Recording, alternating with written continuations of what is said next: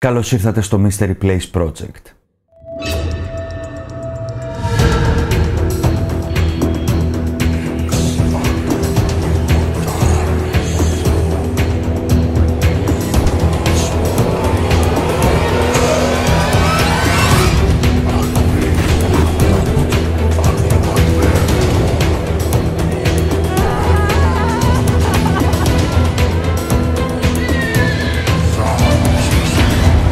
Είσαι στο Mystery Place Project. Πολλοί το αναφέρουν και ως το καταραμένο χειρόγραφο.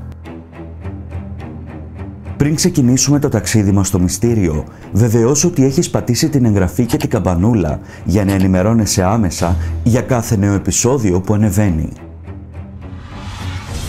Όλα ξεκίνησαν το 13ο αιώνα, σε ένα μοναστήρι των Βενεδικτίνων, στη Μεσαιωνική Βοημία. Ένας μοναχός, ονόματι Χέρμαν, διέπραξε το σφάλμα να καταπατήσει τους όρκους του μοναχικού βίου. Η ποινή του ήταν ο θάνατος. Τον έκτισαν πίσω από τους χοντρούς τοίχους του μοναστεριού με σκοπό να πεθάνει από την πείνα. Πριν όμως τοποθετηθεί και το τελευταίο τούβλο, ο Χέρμαν φώναξε για έλεος. Τότε ο ηγούμενος της μονής του είπε πως υπήρχε ένας και μοναδικός τρόπος να σωθεί. Θα έπρεπε να δημιουργήσει ένα βιβλίο, μία συλλογή από όλες τις γνώσεις του κόσμου και θα έπρεπε να το κάνει αυτό μέσα σε μία και μόνο νύχτα. Ο απελπισμένος Χέρμαν δέχτηκε. Τα υλικά που θα χρησιμοποιούσε περάστηκαν από το μικρό κενό που υπήρχε στον τοίχο και ο μοναχός, χωρίς να χάσει χρόνο, ξεκίνησε. Όμως καθώς περνούσε η νύχτα, κατάλαβε πως κάτι τέτοιο θα ήταν αδύνατο. Υπήρχε όμως κάτι τελευταίο με το οποίο μπορούσε να διαπραγματευτεί. Την ψυχή του. Εκείνο το βράδυ, ο μοναχός πούλησε την ψυχή του στον διάβολο για ένα ολοκληρωμένο βιβλίο. Ένα μνημειώδη τόμο όλων των σπουδαιότερων έργων του κόσμου. Ανάμεσα στις σελίδες του όμως υπήρχε και κάτι ιδιαίτερα τρομακτικό. Συγκεκριμένα, στη σελίδα 290 υπήρχε μια ολόσωμη απεικόνιση του διαβόλου. Σύμφωνα με τον θρύλο, το απέσιο σχέδιο μέσα στο καταραμένο μεσαιωνικό χειρόγραφο έγινε από τον ίδιο τον Ιωσφόρο. Τον απεικονίζει σε ένα άδειο φόντο ανάμεσα σε δύο μεγάλους πύργους με απειλητική στάση, γαμψά νύχια, κόκκινα κέρατα και δύο γλώσσες. Είναι γυμνός και το μέρος των γεννητικών οργάνων καλύπτεται με ερμήνα. Οι ιστορικοί αναφέρουν ότι η ερμήνα ήταν το ένδυμα των βασιλέων. Σε αυτή την εικόνα, ο διάβολος φοράει ερμήνα για να δηλώσει πως είναι ο πρίγκιπας του σκότους. Το περίφημο αυτό βιβλίο φυλάσσεται στην Εθνική Βιβλιοθήκη της Στοκχόλμης στη Σουηδία. Είναι το μεγαλύτερο σε μέγεθος μεσαιωνικό σωζόμενο χειρόγραφο σε όλο τον κόσμο. Το επίσημο όνομά του είναι Codex Gigas, αλλά το προσωνύμιό του είναι η βίβλος του διαβόλου.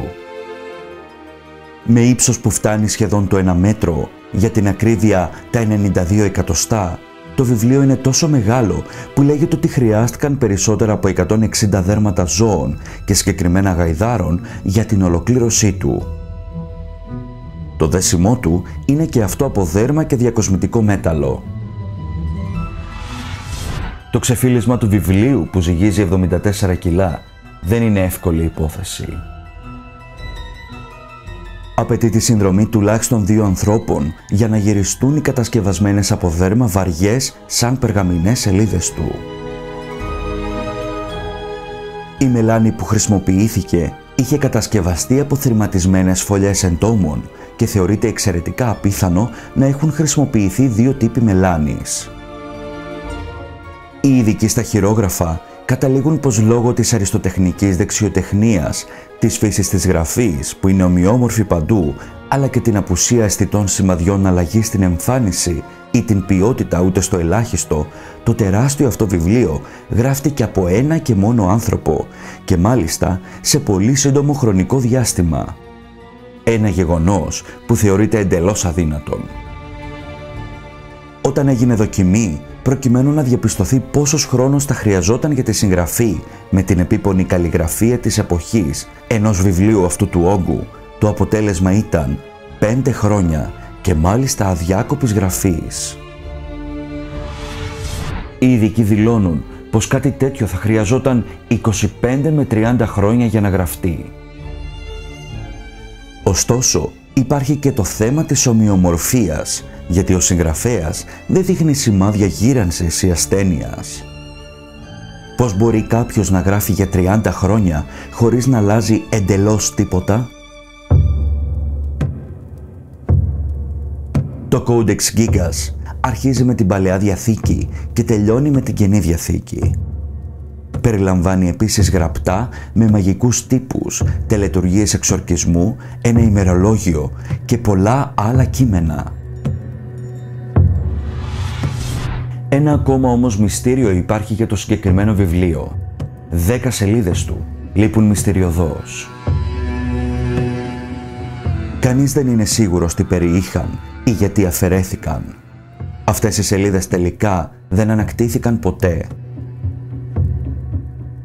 Ακόμα περισσότερα ερωτήματα δημιουργούνται όταν εξετάζουμε την υπογραφή του συγγραφέα που βρίσκεται μέσα στο κείμενο. Υπογράφει ως Hermanus Inclusus. Hermanus είναι φυσικά το όνομα του μοναχού Χέρμαν. Το Inclusus όμως θα μπορούσε να σημαίνει μια τρομακτική τιμωρία σύμφωνα με τον αρχικό μύθο. Ωστόσο, θα μπορούσε επίσης να ερμηνευθεί ως εκούσια απομόνωση ή ερημίτης.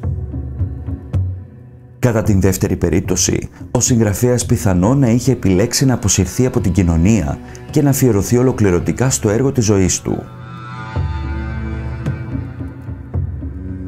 Υπάρχουν θρύλοι για μια κατάρα που ακολούθησε τη βίβλο του διαβόλου ανά τους αιώνες.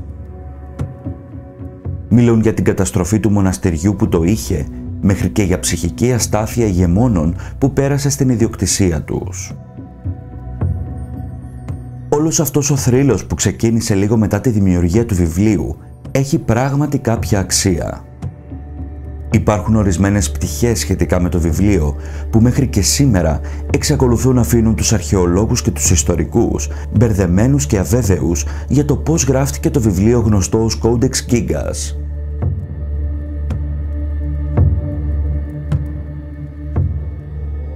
Λίγο πριν ολοκληρώσουμε το σημερινό μυστήριο, βεβαιώσου ότι έχεις πατήσει την εγγραφή και την καμπανούλα για να ενημερώνεσαι άμεσα για κάθε νέο επεισόδιο που ανεβαίνει.